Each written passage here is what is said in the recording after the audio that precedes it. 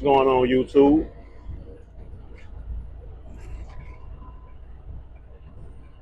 So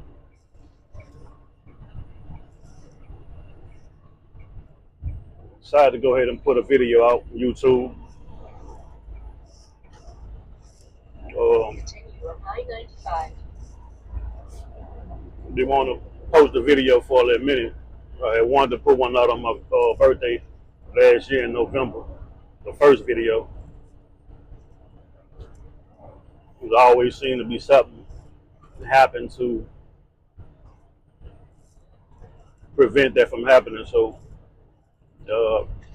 kind of spent a lot of money on different gadgets.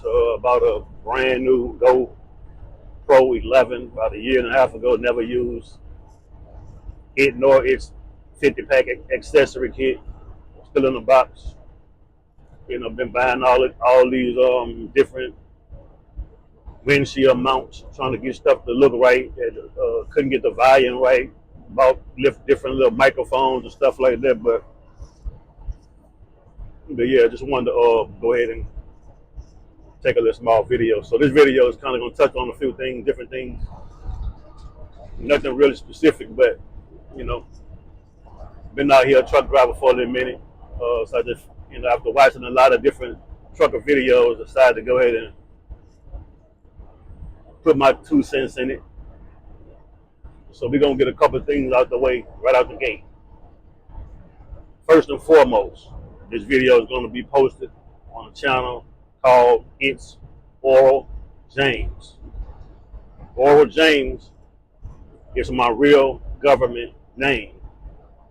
I didn't sit down long and hard and try to think of or come up with this brilliant name to wow people. No, the context. Back when I was born, my mother back then in the late 70s was attracted to, as most women were at that time, from a certain culture, O.J. Simpson. His name was Orenthal James Simpson. The male figure in my mom's life at that time felt like it was inappropriate to name me after another guy, so they can keep the letters, the O, the J, but they had to change the name.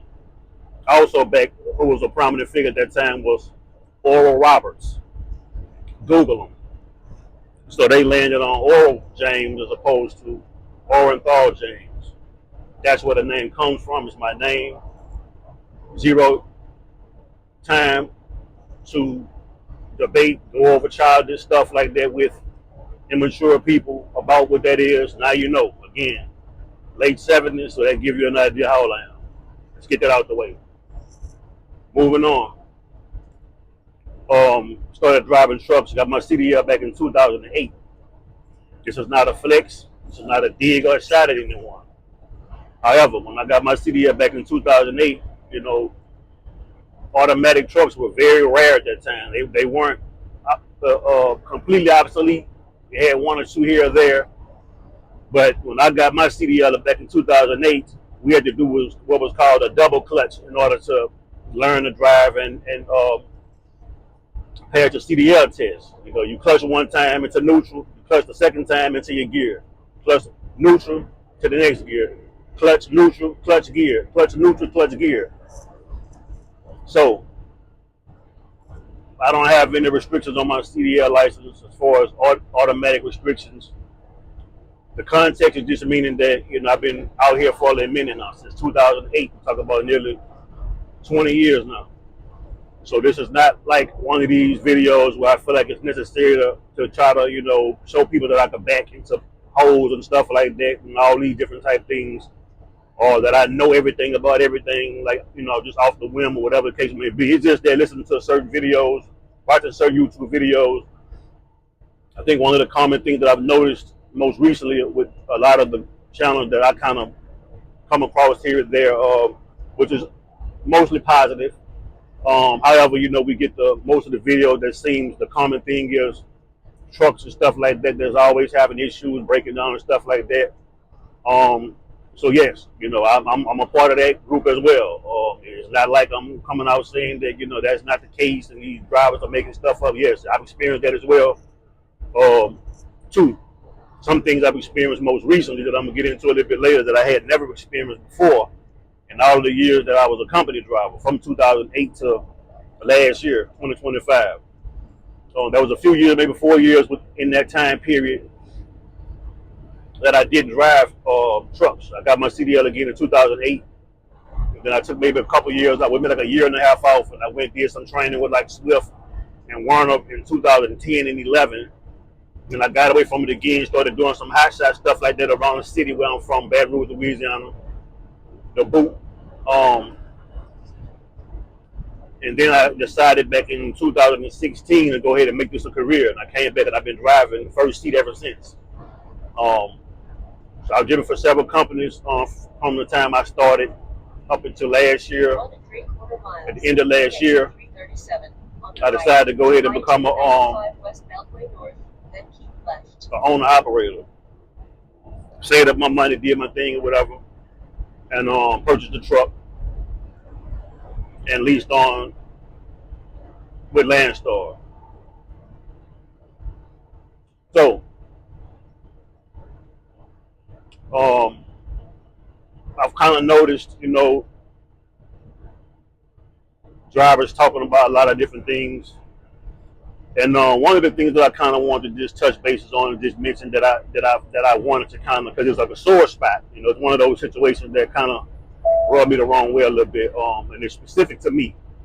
I've noticed other drivers dealing with certain things, and so I just kind of wanted to just say that, man, you got to try to. I know it's easier said than done to try to stay positive, when you're faced with a lot of negative things, but to share my personal experiences, when I was driving for like company, for different companies as a company driver, W-2 employee, I had experienced a couple of things with trucks here or there. I noticed that my camera, this phone is kind of jumping. I hope it's not gonna come through in a video like that, but I kind of noticed, a couple of things with trucks here and there, breakdown stuff like that. But when I decided to get my vehicle, my truck, my tractor, I decided to go by way of dealership.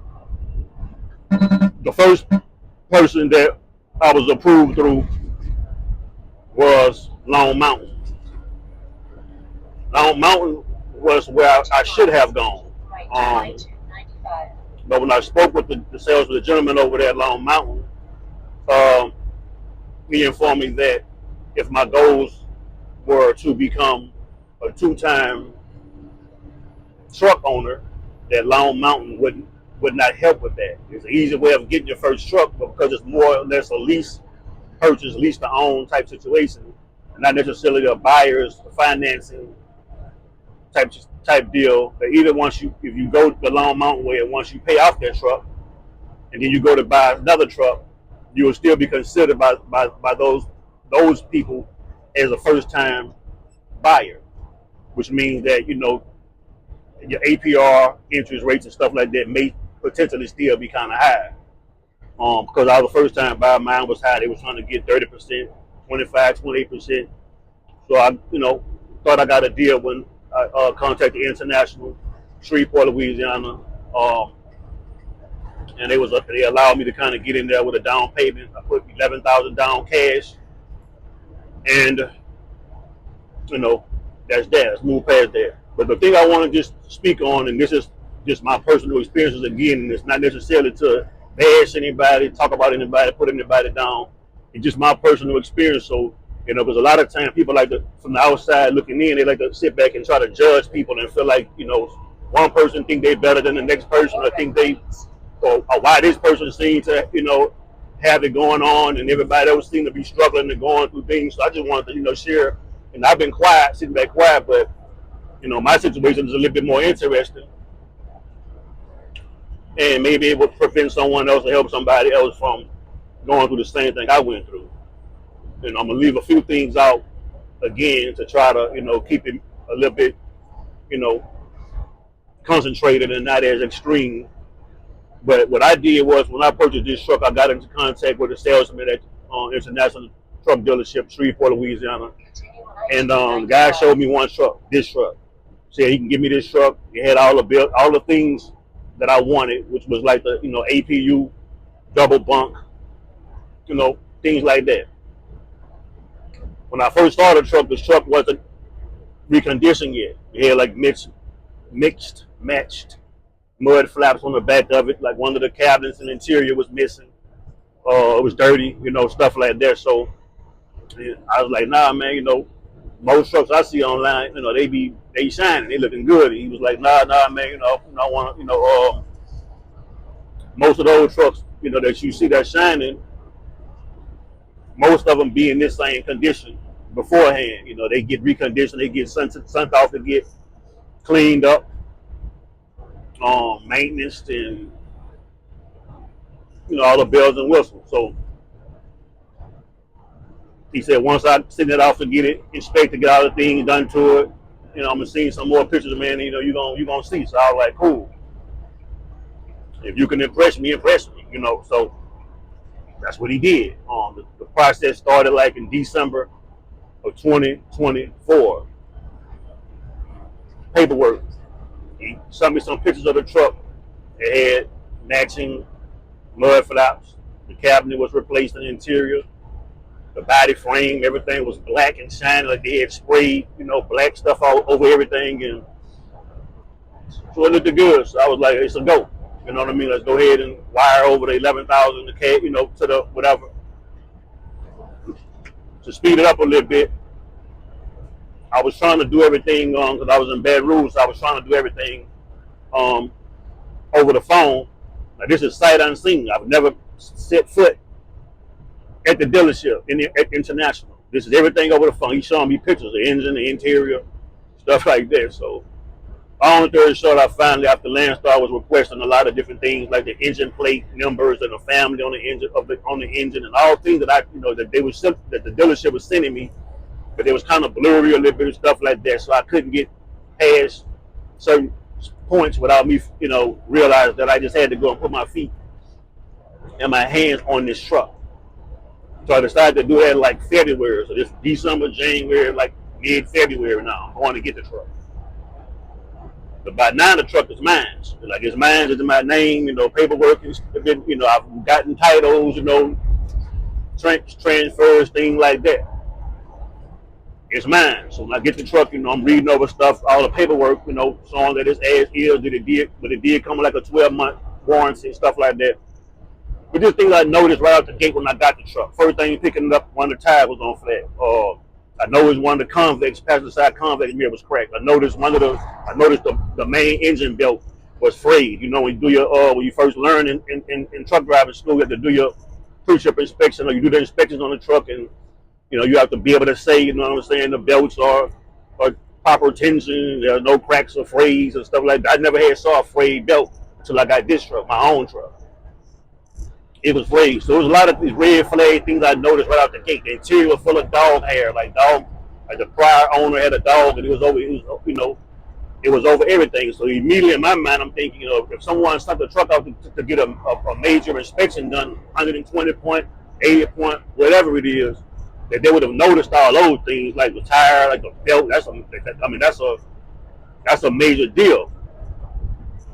But just the funny thing about it, I just want to touch on a couple more things briefly, just to say that, man, never purchase something sight unseen. Don't make the mistake I made. This truck has had about 5 different things wrong with it since I purchased it that I've never experienced in the 20 years that I was a company driver. The AC has gone out 2-3 times, maybe 4 times. Been in the dealership once, still got issues with it today. With the rear vents in the back, they work when they want to work. They come on when they want to come on.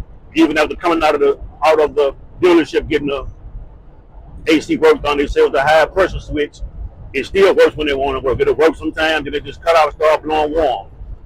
It may be blowing cold front end, back, then the back just get in there one night, the back not working. No vents, got the the air, you got to turn the air up in the front for it or the heat to blow to the back. things like that. Or the door, driver's side door, just jammed. Like you couldn't even open it from the inside. Like the cable was broke.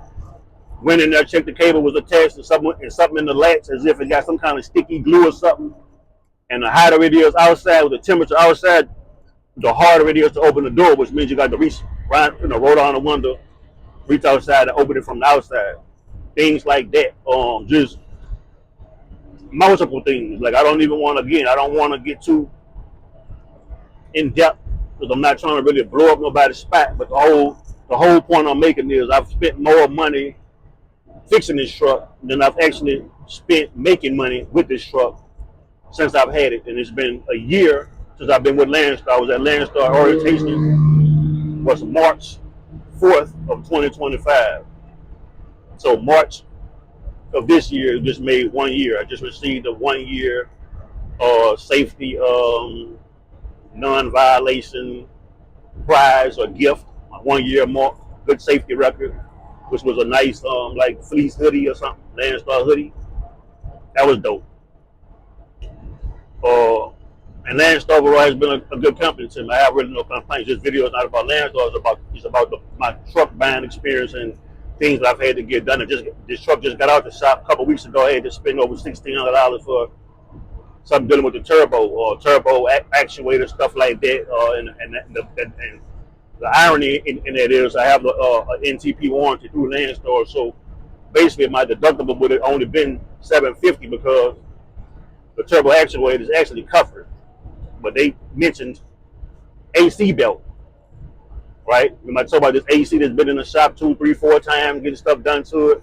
They mentioned the AC belt was cracked that I hadn't even noticed about. I hadn't even noticed the belt crack. Didn't even see a crack anywhere on it. But that belt, because I told them to go ahead and replace the belt, that added almost another $1,000 to the bill. Because from $750 to $1,640, you do the math. That belt added the rest of that money from $750. AC again, and it's still not fixed, still not working properly. But so yeah, my thing is, man, just once just everybody is dealing with something, and I know that it's hard to try to be positive in situations like that when you seem like you're just dealing with something, one thing after the next, one thing after the next, one thing after the next. You know what I mean? And unfortunately, it seems as if we're all dealing with it. Like it seems like it shouldn't really be that way. Especially since I say, as a company driver all these years, man, I hadn't experienced all that stuff. It's like it only happened as soon as I purchased my own vehicle, spent my own money that I worked hard for, and that's the gag. That's the downside to this is that it almost feels scamish a little bit, and it's unfortunate because I have a history, I have a past, some street dealings and stuff like that years ago. Even that 4-year hiatus from 2012 to 2016. I still wanted to quote unquote think I was street.